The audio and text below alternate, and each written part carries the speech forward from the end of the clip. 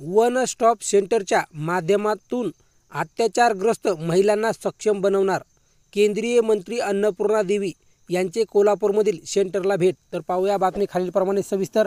तत्पूर्वी जर का तुम्ही चॅनलवर नवीन असाल तर चॅनलला लाईक करा, सबस्क्राईब करा आणि समोर बेल आयकॉन क्लिक करा।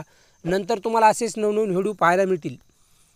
अत्याचारग्रस्त महिलांना येणाऱ्या अडचणी दरम्यान आर्थिक, सामाजिक आणि कायदेशीरदृष्ट्या सक्षम बनवण्याच्या उद्देशाने अल्पकालीन प्रतिसाद, वैद्यकीय सहाय्य, कायदेशीर मदत, मनुपदेश आणि तात्पुरता निवारा अशा सर्व बाबी एकाच छताखाली देण्यासाठी प्रत्येक जिल्ह्यात एक सखी वन स्टॉप सेंटरची स्थापना केली आहे। सेंटर चांगल्या प्रकारे कार्यरत असून येथील कामाला अजून गती देत या सेंटरचा प्रसार सर्व स्तरापर्यंत करावा अशा सूचना त्यांनी यावेळी केल्या। महिला व बालविकास विभागामार्फत महिलांबरोबर मुलींसाठी वेगवेगळ्या योजना राबविल्या जात असल्याचे त्यांनी सांगितले। सध्या देशभर पोषण कार्यक्रम चांगल्या प्रकारे राबविण्यात येत आहे।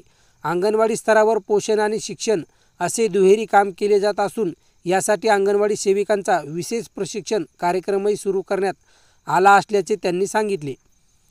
संकटात असलेल्या महिलांच्या गरजा पूर्ण करणे तसेच अत्याचारग्रस्त महिलांना आर्थिक, सामाजिक आणि कायदेशीरदृष्ट्या सक्षम बनवण्याचा उद्देश वन स्टॉप सेंटरचा असे आहे, प्रतिपादन केंद्रीय महिला व बालविकास मंत्री अन्नपूर्णा देवी यांनी केले।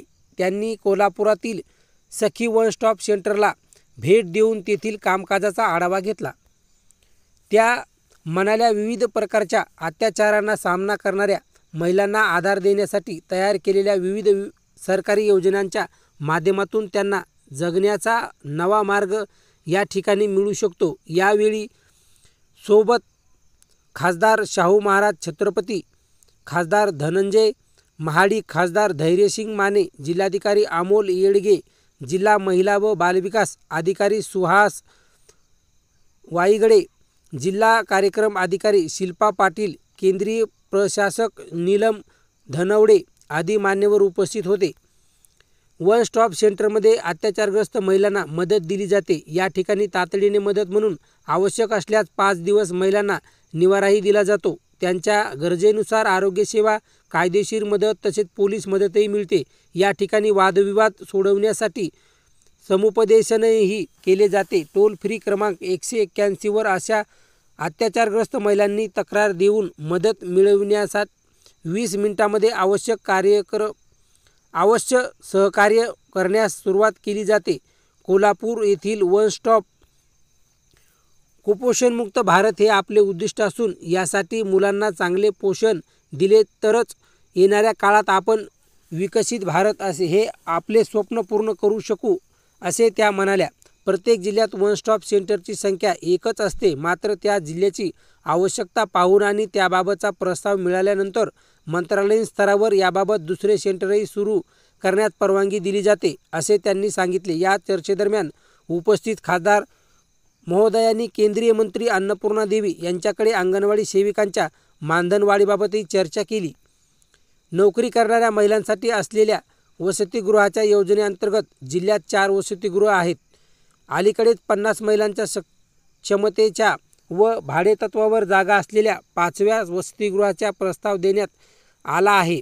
उपस्थित सर्व खासदारांनी याबाबत जिल्ह्यात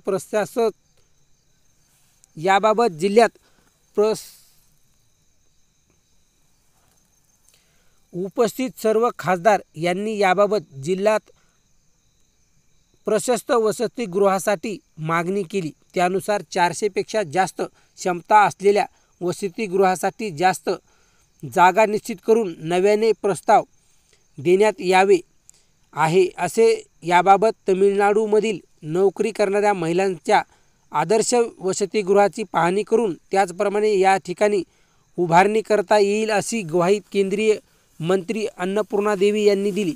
यासाठी महिला व बालविकास अधिकारी यांच्या सुधारित प्रस्ताव सादर करण्याच्या सूचना जिल्हाधिकारी अमोल येडगे यांनी दिल्या।